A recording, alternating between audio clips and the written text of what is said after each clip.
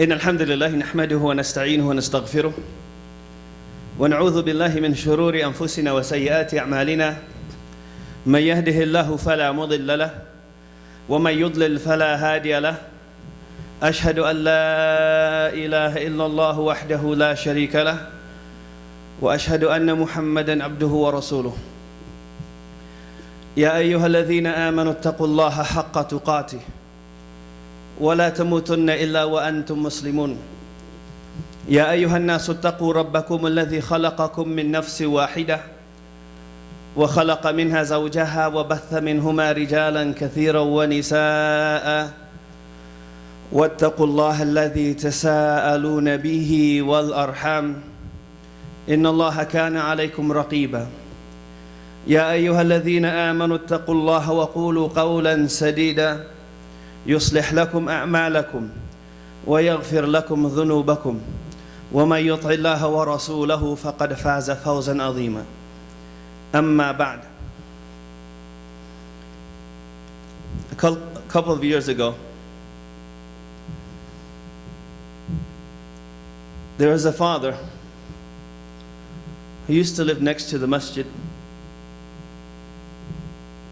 and his son was the imam in the masjid. The father used to clean the masjid all the time. Most people didn't know that he used to clean the masjid. And it wasn't until he passed away that the masjid didn't smell as good as before, especially the bathrooms. People started realizing. And he would clean at times in which people were not in the masjid, people would go to work, so that people would not see him do so. One day he came out of the masjid after Isha. He was of course the last person. He was of course the last person out because he was cleaning the bathroom. When he came out of the masjid, the son had already entered the house.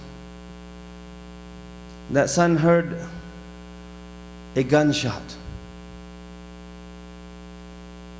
Because it was close to the 4th of July, it was after the 4th of July, about a week or two afterwards, but you know how some people still have fireworks and they still light firecrackers and so forth. So the son thought it was just somebody lighting a firecracker, an M80 or something.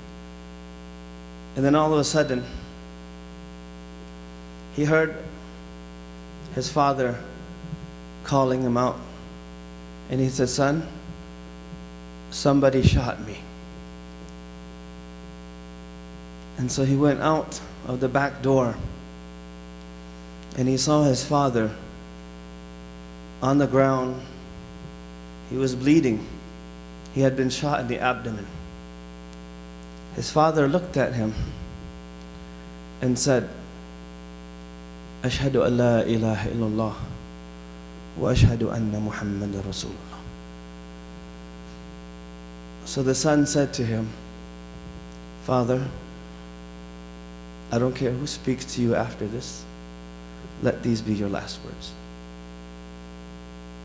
So he went and he told his sister to call the ambulance. And the ambulance came and they took him away. And he passed away that night.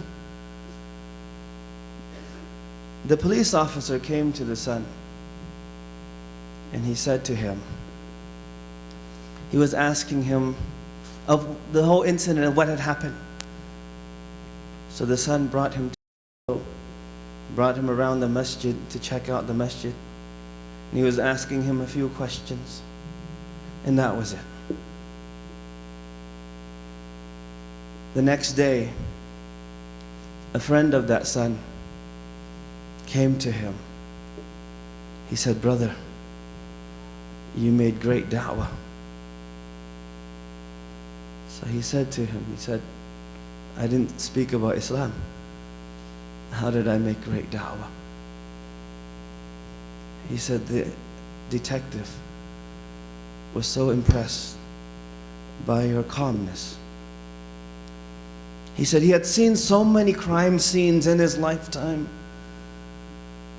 that he was astonished to see that person being so calm, that it wasn't humanly possible for that person to be his son.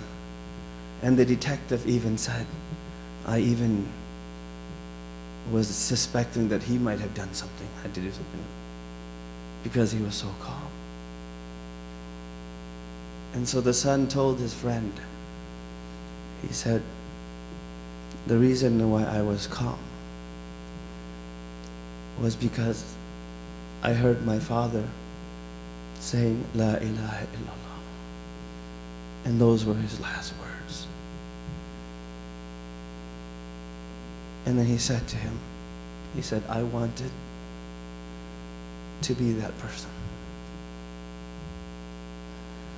I want myself, I want that when death comes upon me, I want to be able to say, La ilaha illallah.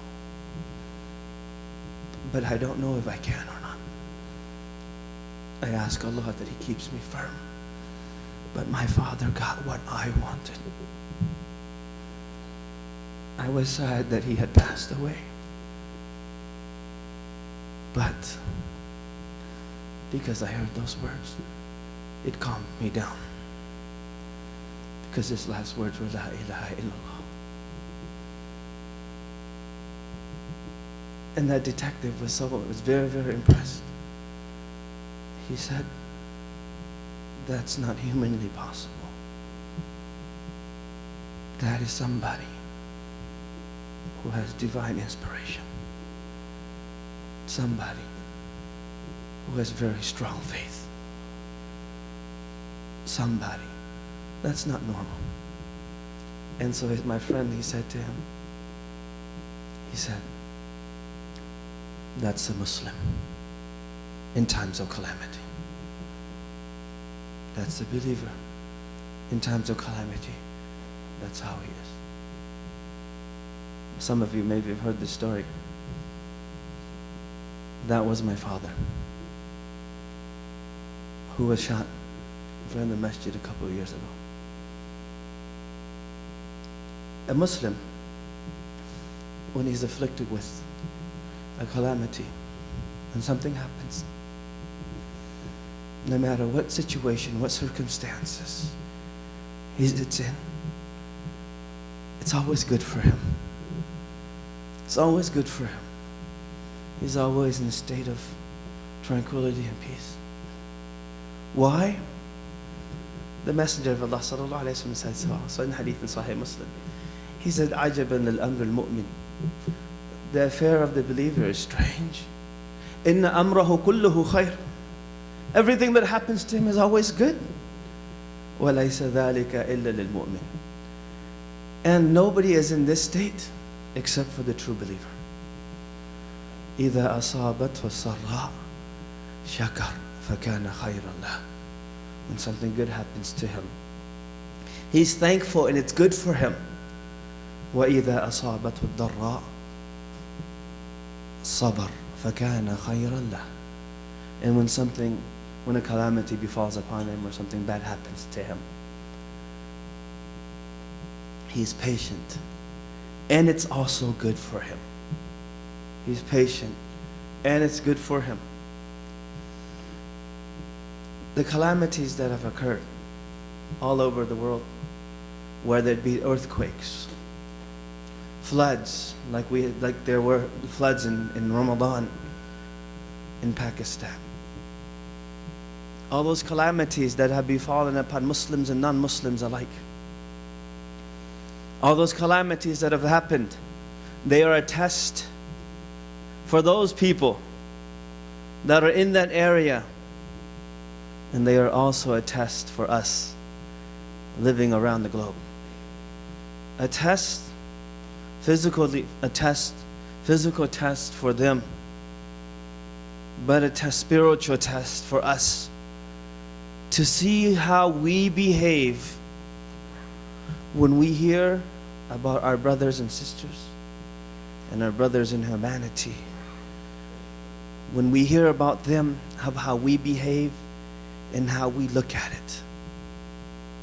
And it's a reminder for us also, when earthquakes and floods and all of these things occur, it's a test for us of whether we make dua for them or not.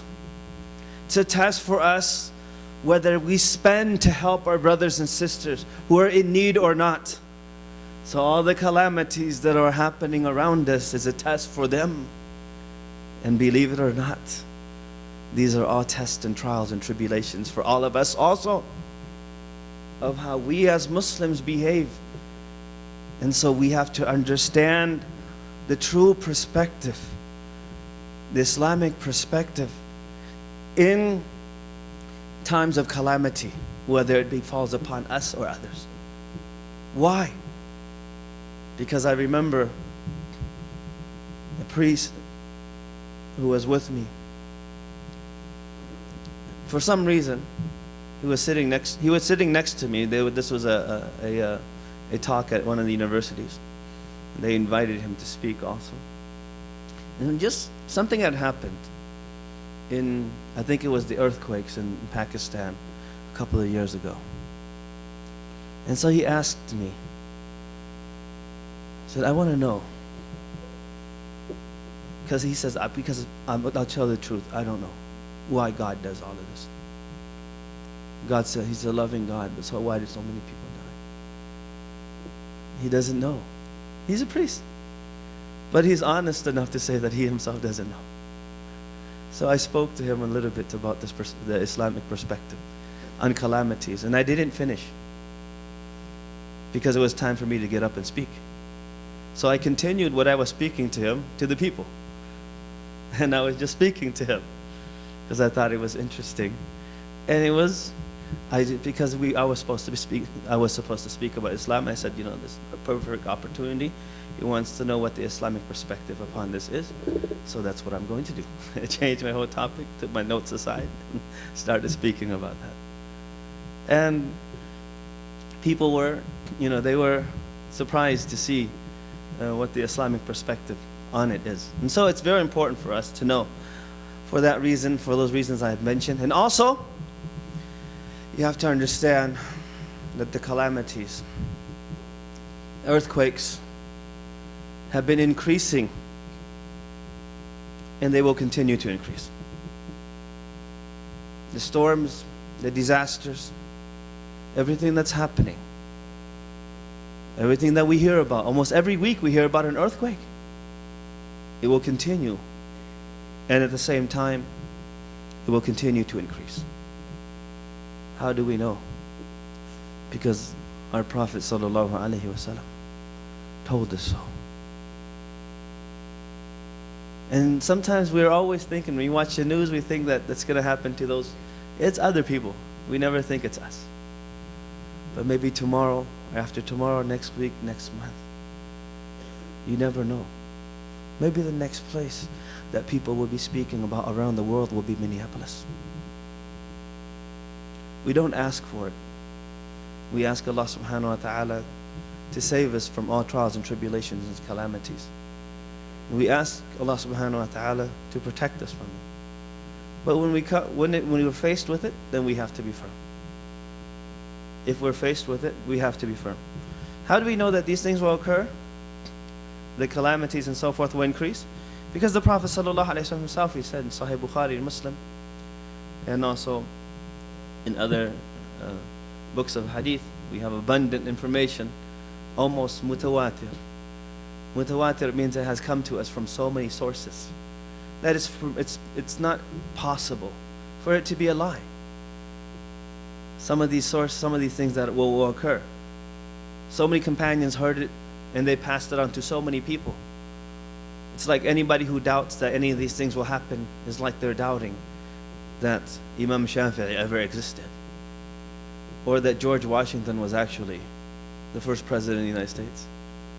I mean, nobody argues. It's just taken as a fact because there's so much information has come to us. And one of the hadith that puts this point, that establishes this, is that the Prophet ﷺ said in hadith from Abu Hurairah radiyallahu anhu in Sahih Bukhari, he said, "La taqumu as-sa'a حتى يقبض العلم. The day of judgment, the hour will not come upon you until knowledge is raised.